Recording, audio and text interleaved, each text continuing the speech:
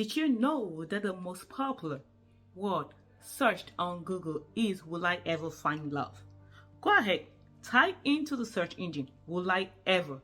and the next thing you're going to see is "Find love." Then you can see things like "Will I ever get married?" or "Will I ever be in love?" This is to tell you how much people want to be in a relationship. People want the person that they can wake up next to. People want the person that they can be in love with and have the feeling of love with this person. But then, do you know how to be in love? Do you know how to love somebody? Do you know how to be in a successful relationship? Because there are people that have actually found love. They have been in a relationship with somebody that they cared for, but they did not know how to maintain that relationship. So how do you create the most meaningful connections with the people that matter to you most, or the person that matters to you most?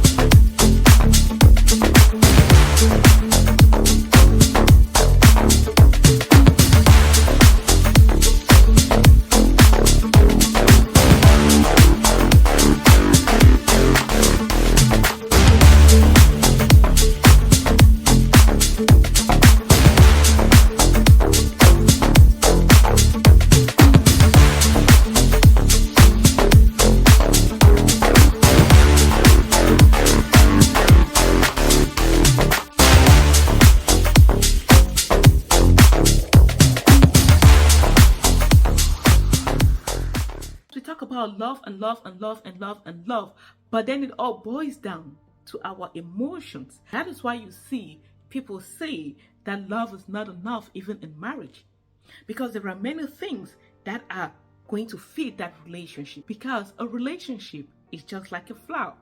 You have to nurture it. You have to give it sunlight. You have to give it space to breathe. You have to pour attention and care and love into it. You have to water it for it to be this beautiful flower that decorates your space. It is very important that you know that even in your quest to find love, you should be able to identify when you found that love. Because it is not all about the butterflies that we feel inside of us that makes us feel like we are in love. Because sometimes those butterflies will not be there, and what stands? It is the way you treat this person. There are many people in their relationships today that they don't know this other person. When you say you love somebody, what does that really mean? How do you love this person? Because if you love someone, you will know them. And when I talk about knowing them, is knowing their fears, knowing their values, knowing their goals. What is it about them that makes them smile? What is it about them that makes them sad? Can they be in a public place and they are smiling and you can look at them and know deep within you that they are not happy? Do you know them that much? Because sometimes, because we don't want to be alone, we attach ourselves to people, and when they make us feel good, we don't think about anything else. We only think about how they make us feel. We don't think about them as a person. That is why you see sometimes a man gets married to a woman, and then down the line, they are no longer together. It doesn't mean that this person, they did not love each other. It's because they did not know how to be together. Sometimes in relationships, conflicts are going to arise. How do you manage those conflicts? Because in order to be in a successful relationship with someone, you need to be able to manage your emotions. Because if you're not able to manage your emotions, you will not be able to manage the conflicts that arises.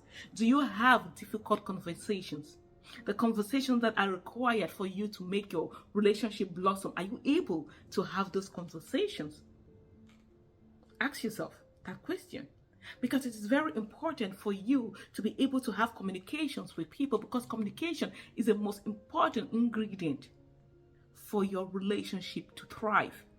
Through communication, you're able to tell what this person likes, you're able to tell what they dislike, you're able to know their goals, their aspirations.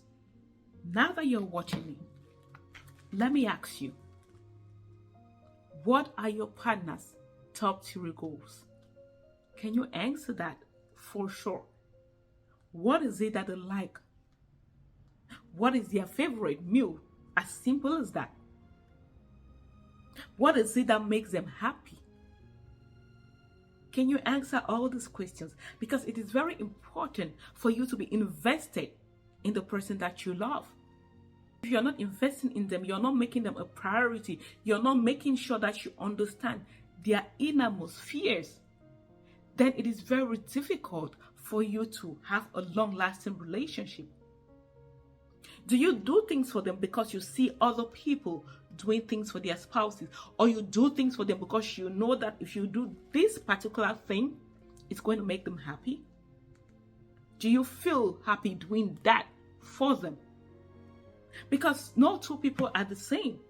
It is not only about wanting to find love, but being able to maintain that love relationship once you find it. Ask yourself, how does love look like to the person that I love? Does it look like maybe date nights? Does it look like frequent words of affirmation?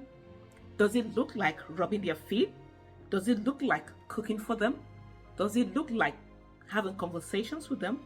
Does it look like being with them? How does it look to the person that you love? Are you able to recognize when they want their space?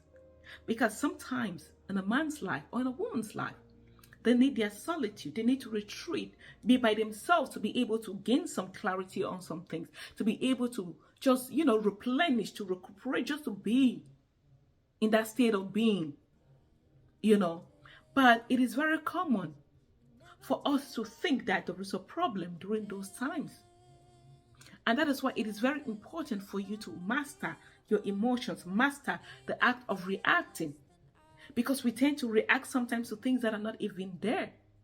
The fact that their countenance is not looking good doesn't mean that they are angry with you. Because most times, especially as women, we tend to think that if this man is quiet, it means that he's angry with us. It is not always about you. Maybe they are finding some things that are difficult and they just want to be by themselves. They don't want to gather their thoughts and solve that problem. Maybe they just need some peace and quiet. That doesn't mean that they're angry with you. I used to be guilty of that. There were times where I would ask, I'll poke my husband like, what's wrong? And he tells me that nothing is wrong. And then I get mad because he's not telling me what's wrong. And he was honest, nothing was wrong. He just needed to be quiet. He just needed to have some space. He just needed to think. But no, I thought that there was something wrong. So I had to unlearn that. It is very important for you to learn how to pivot, to be able to switch gears, because sometimes you let your emotions get the best of you. And once you let your emotions get the best of you, you tend to say things that you don't mean. You tend to say things that will require you to take them back later. And every word that has been spoken out, it is very difficult to erase. No matter how sorry you are, no matter what you say to this person, but once you've uttered those words that are hurtful, it is very difficult for you to take back. Once you find the love that you're searching for, hold on to it. Learn to manage your emotions. Whatever baggage that you've been carrying, whatever trauma that you've been carrying, heal from it. That is the only way that you can thrive in your relationship. Never you go into a relationship because you're scared of being alone. Because once you're with that person in that relationship, other fears arise. You start thinking, maybe they are cheating on me. Maybe they are going to leave me. Maybe they are doing this. Maybe they are doing that. Meanwhile, it is your own fear that is speaking to you. So it is very important for you to be able to love yourself, to know who you are, to know your values, to know your goals. That way, when you find someone that your goals and your values align with, you can be with them. And then you both can blossom. You both can thrive. Because there are many people out there who have gotten into a relationship because of the fear of being alone. And down the line, they find out that this person was not the right person for them. They are not able to genuinely love this person. They are not able to care for this person. And then the relationship breaks. And then it becomes a vicious cycle. You cannot say you love somebody just because of the way they make you feel. You cannot say you love somebody because you need them.